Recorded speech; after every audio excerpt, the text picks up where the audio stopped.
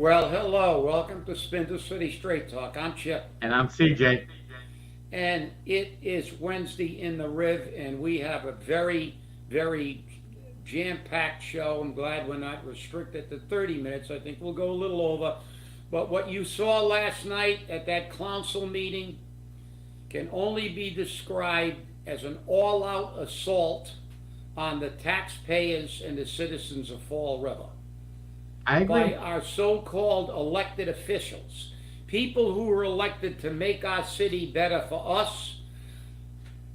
Just it was from start to finish, one assault on us after another with a total disregard for doing their job.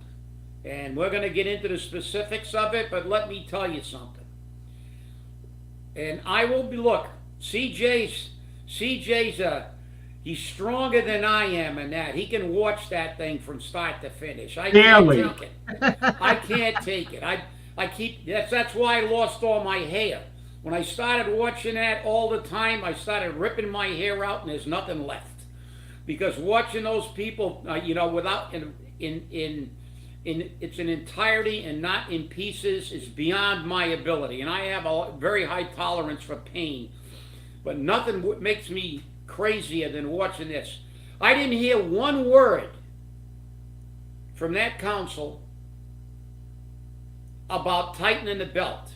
I didn't hear one word about eliminating all those jobs they created, all those things they've done for for the last 4 years. These bobbleheads, everything was about a new tax, a new fee, and how to take more money out of a city that's already. Listen, they said yesterday we're bankrupt fundamentally, but you know something? The citizens have been bankrupt for a very long time. The entire country's on the verge of bankruptcy. So people are living paycheck to paycheck, and all that council did was figure new ways to make your life more expensive. And with that, CJ, I'll turn it back to you. Well, the thing that got me was that last night, Cliff Ponte, who voted no on the water rate and sewer rate increases, kept jumping on the fact that the city last year and this year is using one-time money, stabilization money, free cash, opera funds, to balance the budget. And he asked a very serious question, which I think was a good question. Why don't we use some of this one time money for the water and sewer department?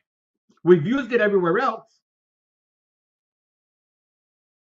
They're using it constantly. As a matter of fact, the revenue did not even equal the expenses last year. I don't know how they got that past DOR, but they did. And I'm wondering if they're going to be able to get it through DOR this year. It's going to make for an interesting time to see this budget cycle because it's coming up shortly. And there was some highlights of what may be coming forth in the budget. One of the things that I have to jump on, and I've got to make it perfectly clear, Fall River cannot get a debt exclusion on Diamond. We haven't incurred the debt. I sent an email to the mayor's office saying Fall River is not incurring the debt. It is a Prop 2.5 override, which, if you approve a Prop 2.5 override, it is forever. It is forever. It is not for a designated period of time. It's forever. And this administration and this assessor's office has already proven that they do not want to disclose where the money is coming from and where it's going to. They refuse to put on your tax bill the debt exclusion, the exact amount of the debt exclusion. They just roll it over into your tax bill. I have a right to know where my money's going. So do you.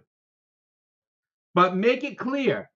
The mayor has already said he is going to ask the city council to put on the ballot a debt exclusion for November, which he can't do.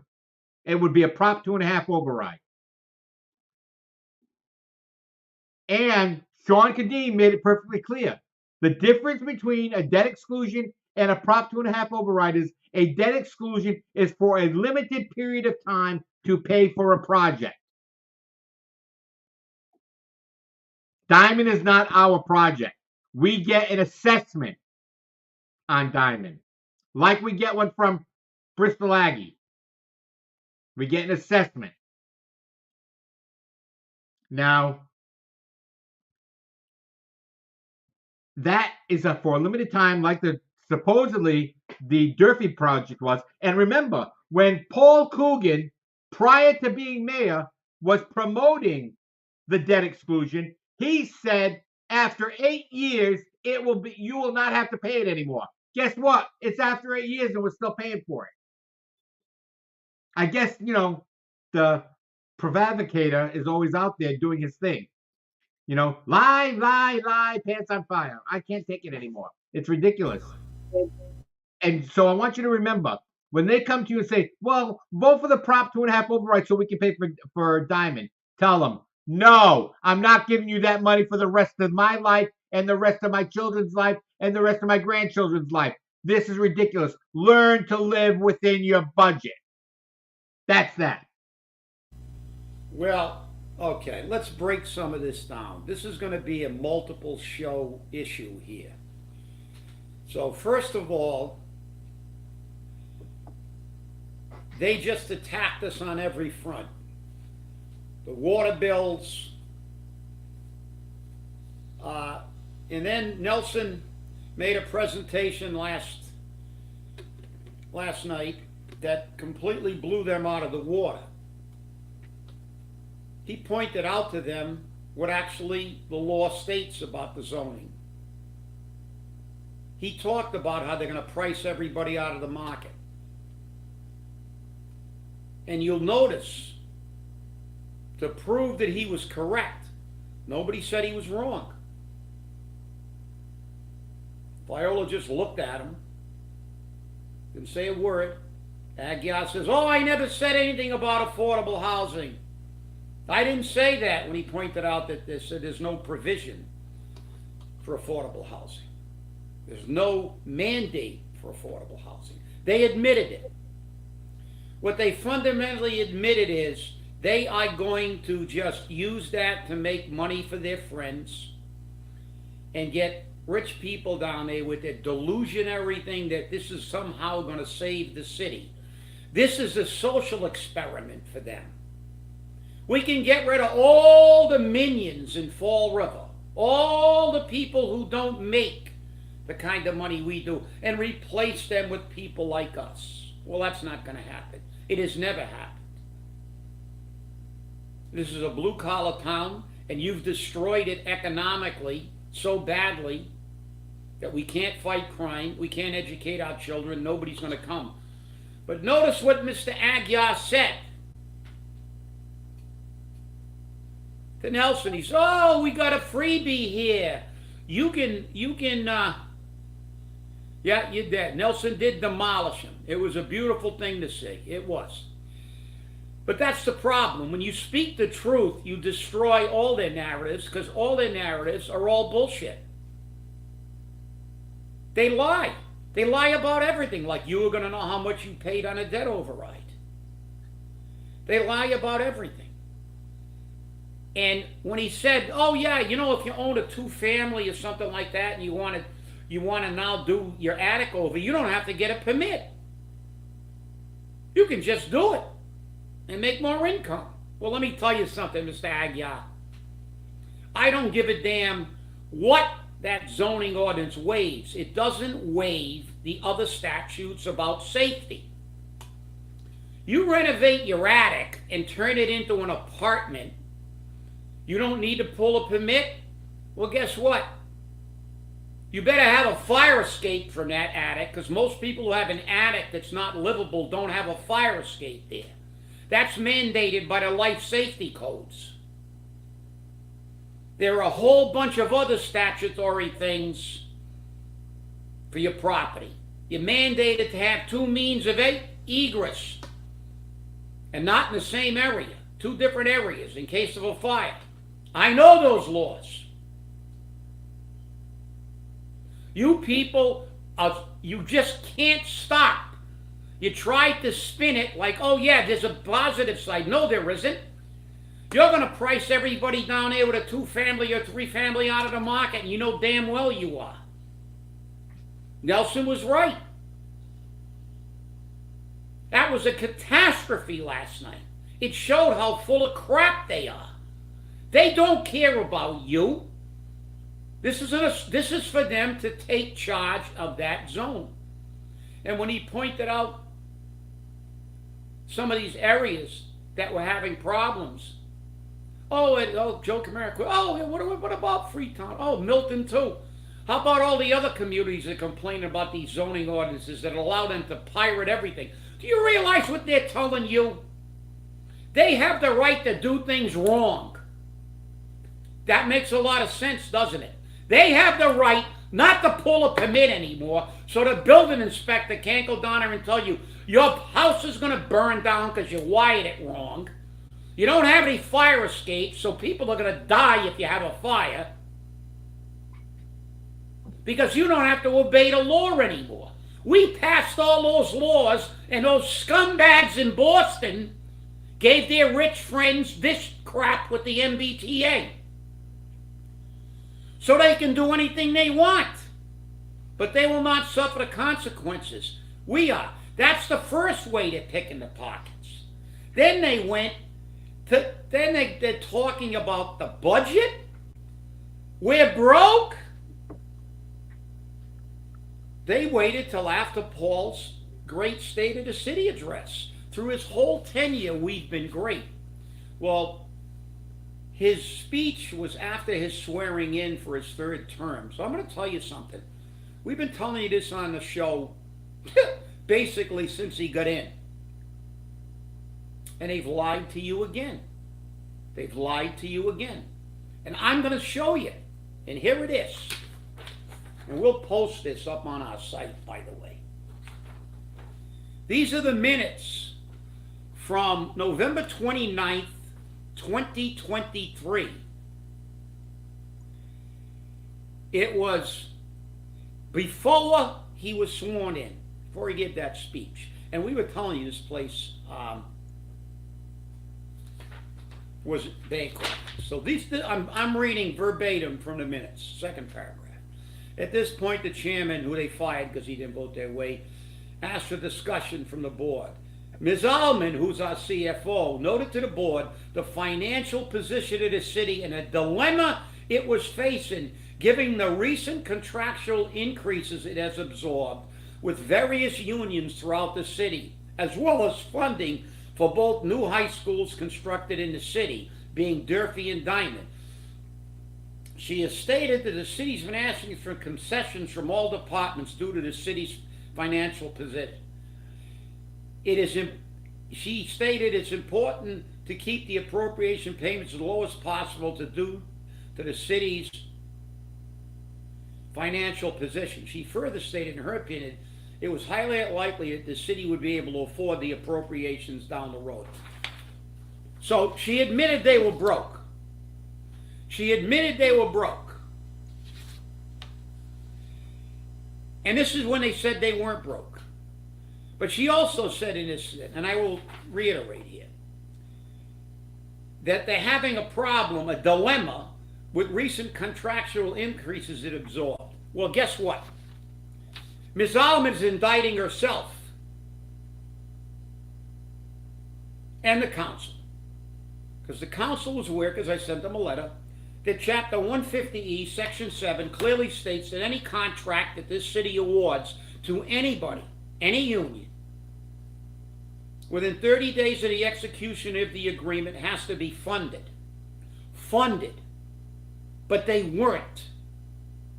I remember vividly her saying when she was questioned, oh, we're looking at investments down, or that's not a funding force. They've overspent, and overspent, and now how are they going to get it back? Raising your water rates 23%.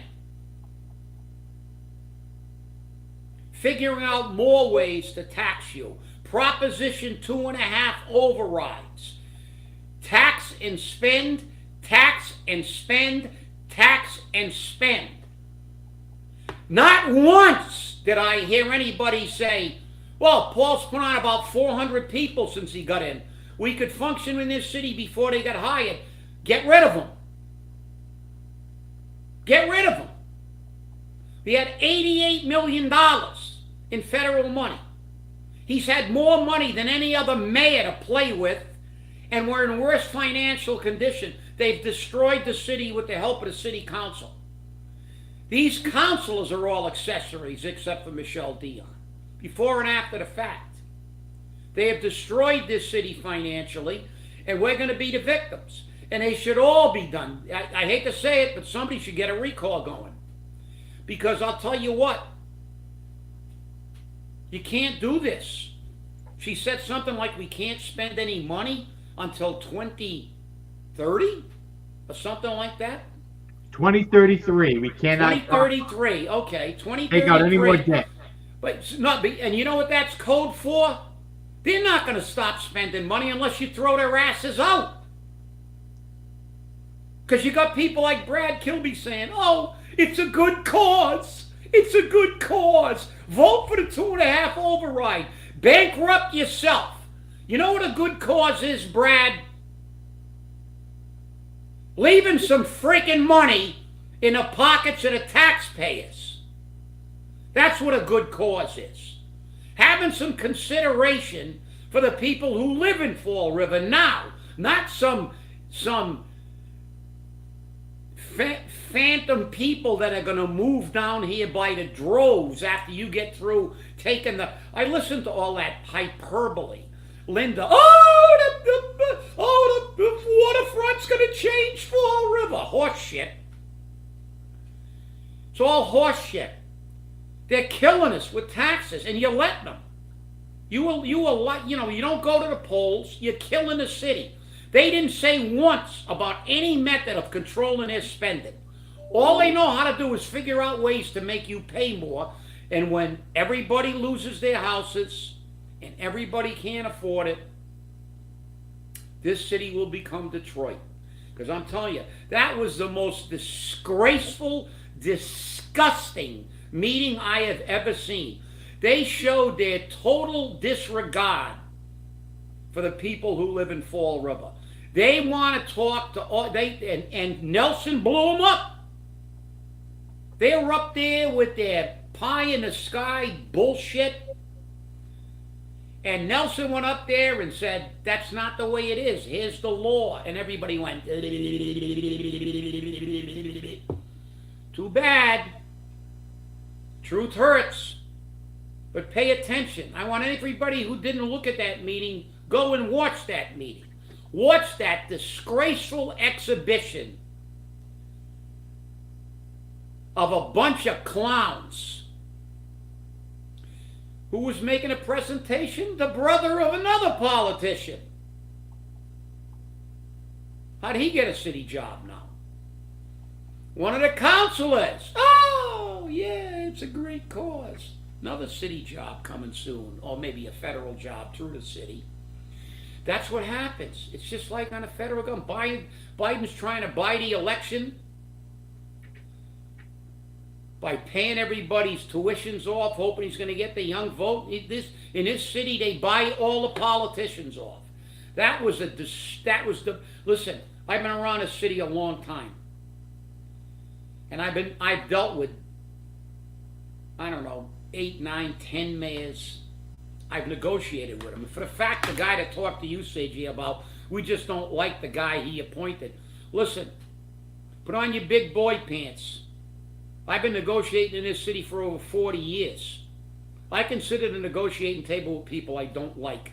I don't even know the guy that was appointed to the retirement board. Never met him until he walked into the board meeting. Don't care. It's not about him. It's about the process. How he got there. Bottom line is, I don't have to go out and have a beer with them after the meeting. I don't have to like them.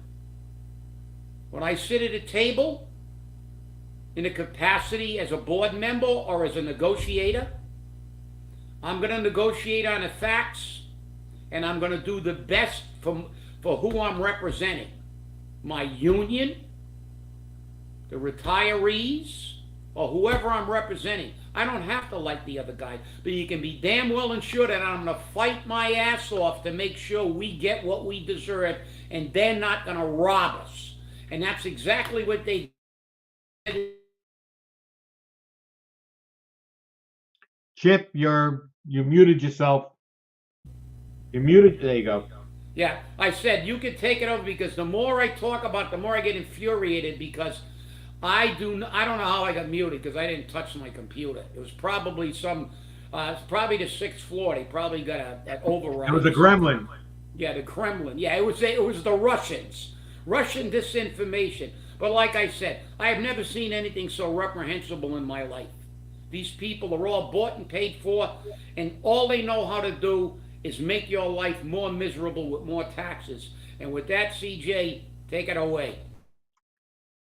We also got to make it perfectly clear that it's not just our city council that's responsible for this. It's our state elected representatives like Alan Sylvia, like Paul Schmidt, like Carol Fiola.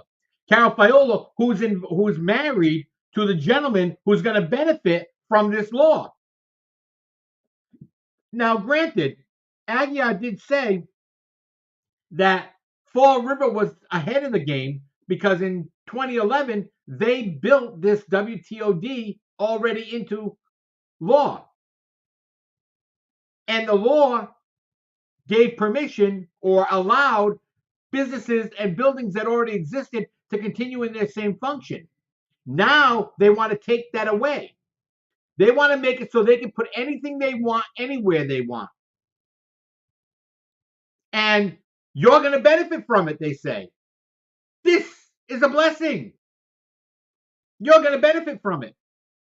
How am I going to benefit from it? I got to build a new apartment on the top of my building or build an in-law apartment. I was going to have to comply with new fire codes. I'm going to have to put in fire escapes. I'm going to have to possibly put in sprinklers. I'm going to have to put in all new smoke detectors and annunciator panels. Money, money, money, money, money. This does not benefit us. And the expansion of that zone is only detrimental to the neighborhoods and the community of Fall River for the benefit of the rich. After all, you're the poor and undeserving. You don't matter.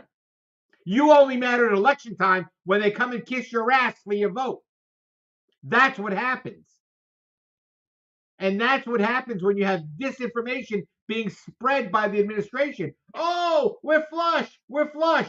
Then the CFO says, we're broke. We're broke. We have a dilemma. This is what happens. You don't pay attention. You don't listen. You don't act accordingly. You keep reelecting the same idiots to do the same thing. I'll tell you right now, I was surprised. Andrew Raposo wasn't there for most of the meeting. I don't know why. But he showed up to make the vote on the water and sewer. And guess what? He voted for it. Sampson. Oh, she's wonderful. She was asking stupid questions like she normally does. Nothing based in fact. Nothing that has anything to do with why it's happening. What happens if we don't approve it? Well, then we're in the same situation we've been in before. You ever really listen to her questions? They don't have anything to do with the subject matter. Unless it has to do with her giving some friend or some organization more money that she likes. This is the problem.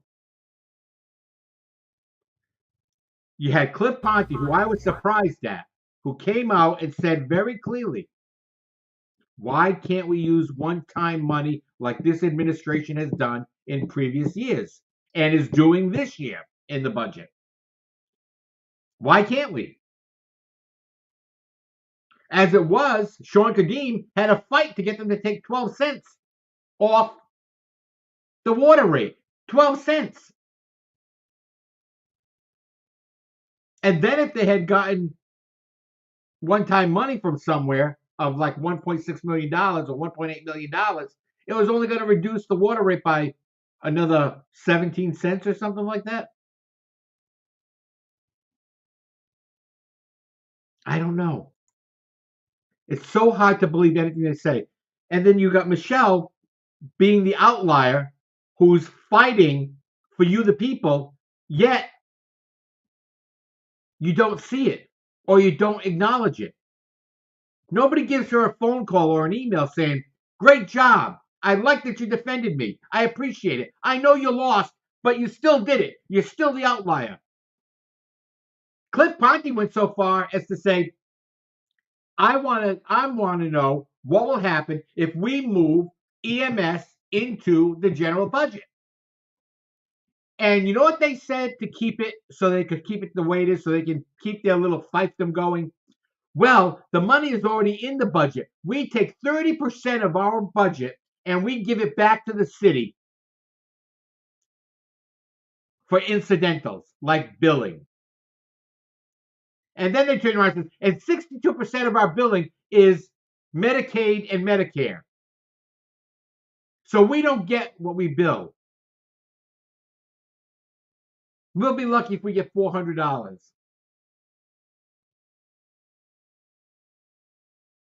But they have millions of dollars every year. And here's another thing that got me. The Fall River Housing Authority pays into the retirement system. The city of Fall River pays into the retirement system. EMS offsets the payments for the retirement system to the retirement, they offset the payments because they give money towards that. You've got CDA that's part of the retirement system.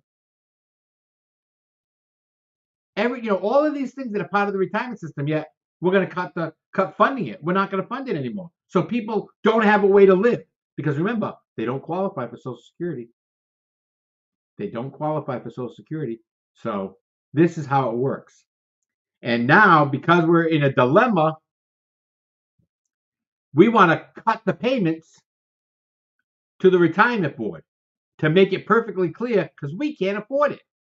You haven't been able to afford your your other benefits forever.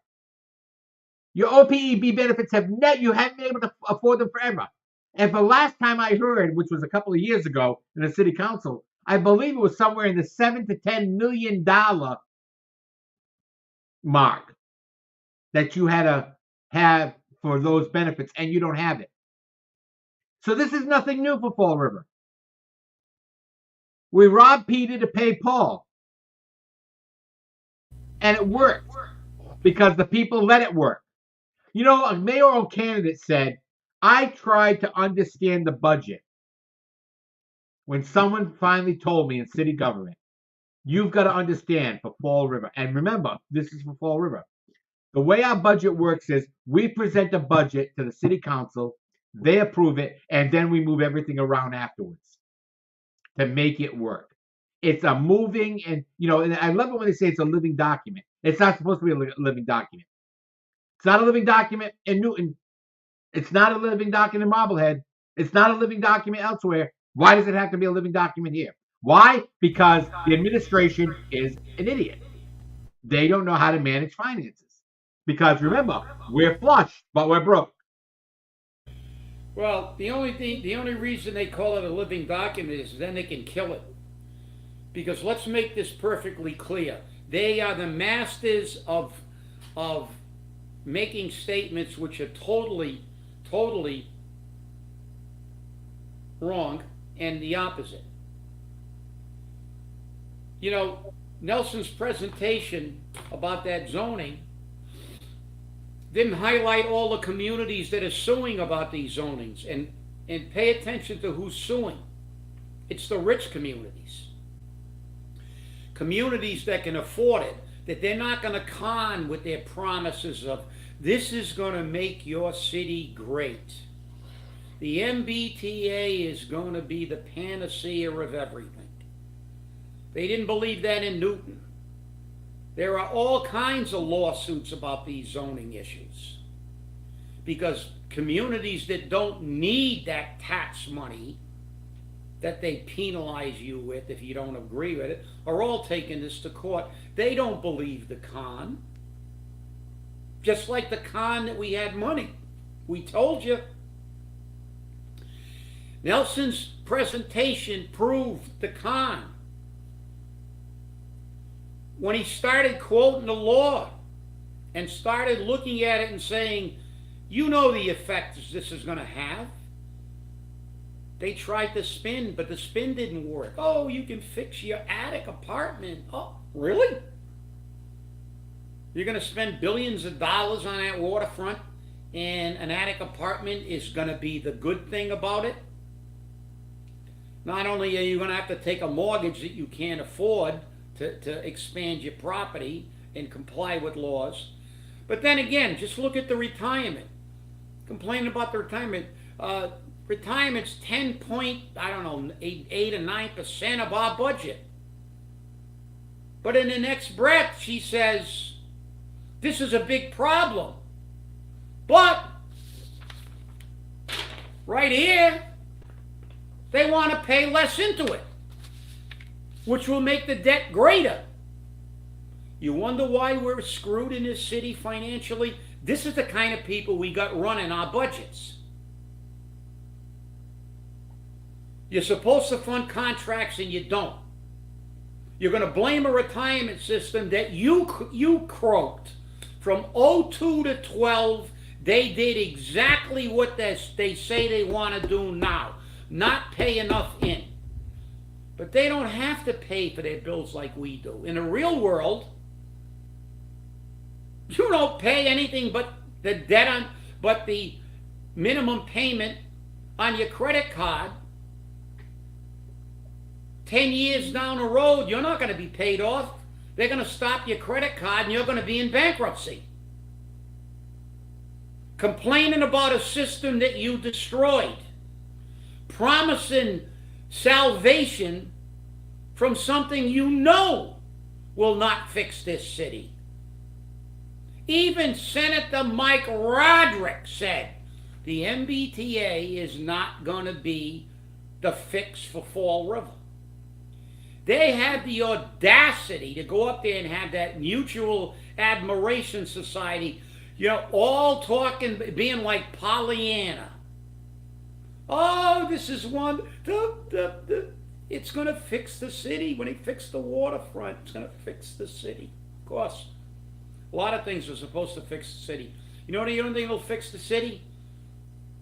When we throw these people out and put people in who will say, the government is here to provide us with essential services and also not employ one single person more than it needs to take to do all these jobs effectively and efficiently.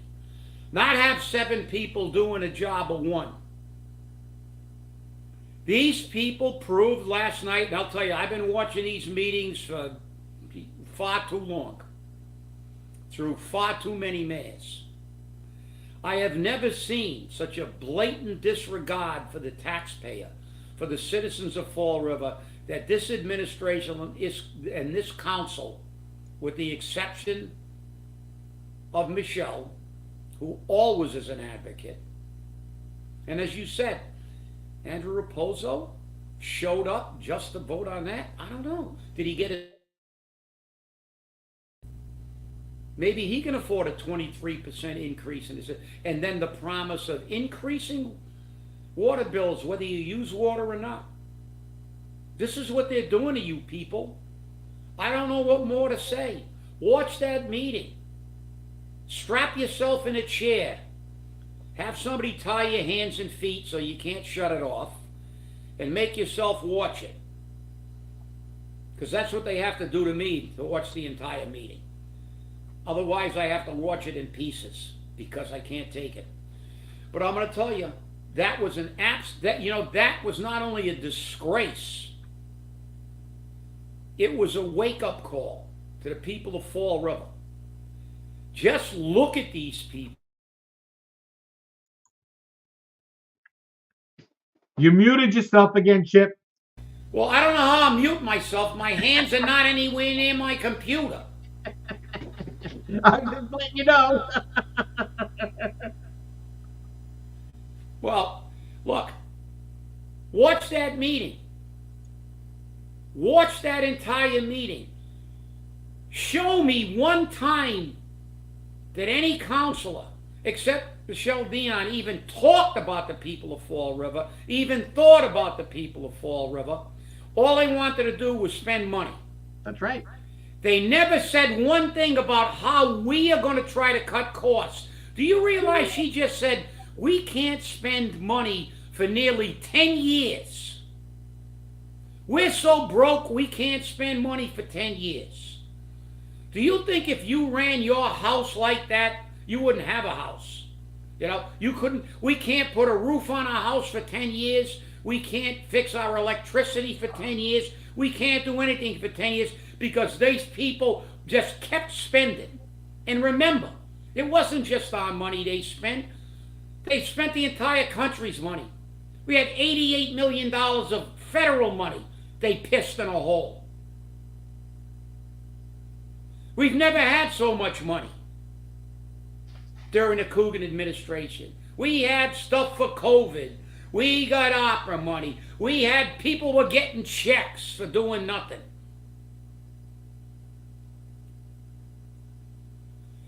And that's right. Well, Nelson and Colin had a great presentation on it. I voted no. And I can tell you one thing, that Proposition 2.5, I don't care if it's a debt override. I don't care if it's a 2.5 override. There should be nobody should give these people more money after what they did last night. I'll tell you what I will vote for, an underride. And with that, CJ, I will now intentionally mute myself and let you take it over. I want you to remember something, people, okay? And remember this very clearly. This Prop 2.5 override they're talking about is forever. It's not for 1 week. It's not for 2 weeks. It's not for a year. It's not for 2 years. It's forever. Once you approve it, you approve it. And don't buy the line of bull. Well, it's for Diamond. It's for the kids. No, it's not. Diamond's already been approved by the other 3 communities. It's an assessment against the city because the city did not give the people the right to vote on it. Had the city given the people the right to vote on it, maybe they would have said no. Maybe they would have said yes. We don't know. But I can tell you one thing. You would have heard from the people. Like you did with Durfee. You gave them the option. They said yes. Now they're paying the price for it. And they wish they had listened to people like Chip and I when we said no debt exclusion. Now they want a Prop 2.5 override, which is forever. It's for the rest of your life, your children's life, your grandchildren's life, your great-grandchildren's life. You're going to have to suck it up. Now, the really interesting thing, last night was the night of taxation. Bridget wanted the city council to support an effort to get the Municipal Empowerment Act passed. Do you know why? They can add 1% tax to rooms, they can add 1% tax to meals, and they can add an additional 5% tax on excise taxes. Right now, we're at 2.5, which is $25 per thousand. Add 5% more, and that's going to be $75 per thousand. Can you afford that? Can you afford that? And the State House is taking that away from you. Alan Sylvia, Carol Fiola, Paul Schmidt, who's leaving, thank God, Mike Rodrigues, they're taking this away from you. Call them. Tell them you will not support the Municipal Empowerment Act because it's going to cost you too much money. Can you see what they're trying to do? They're trying to tax you out of Fall River. They're trying to make it so you can't stay living here because it'll be too expensive. And then your home will go up for sale to some developer or some investor in Boston or New York.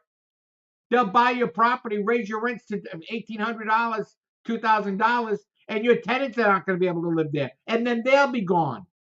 This is what's happening.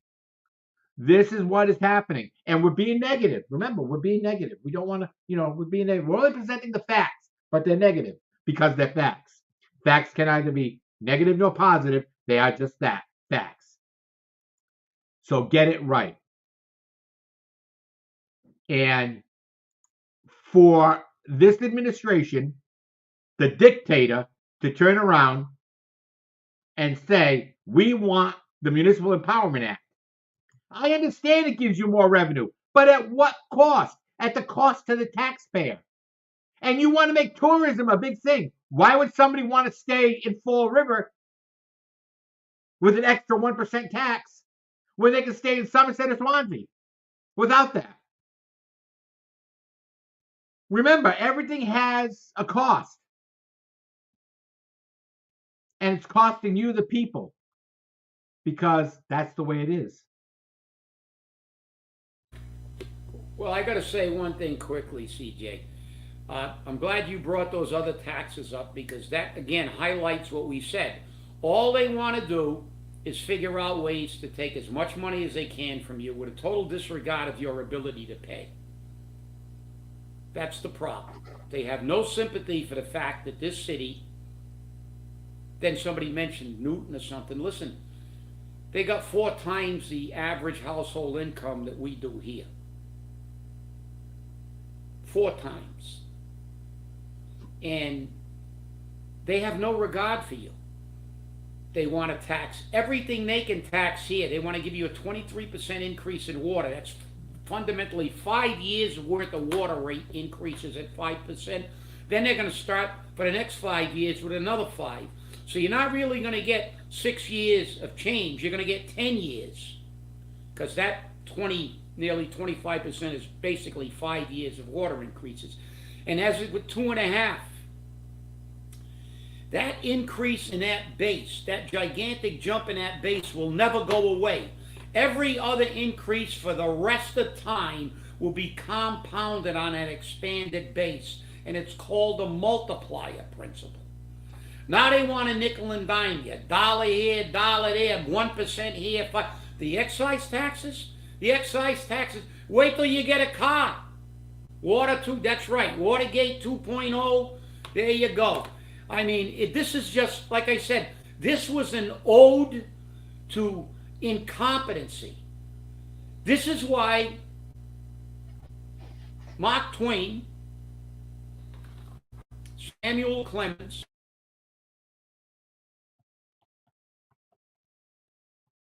You're muted again, Chip. This is why Mark Twain, Samuel Clemens said so aptly, politicians are like diapers. They should be changed often and for the same reason, because they're full of shit. And with that, I'm done. I think we're all done at this point. I really do. It's just amazing that we have to deal with this. And, we present this all the time. And we're, like I said, we're called negative. But facts are neither negative nor positive. They're just facts. And if you don't mind paying more money in taxes and fees, more power to you. Go pay them.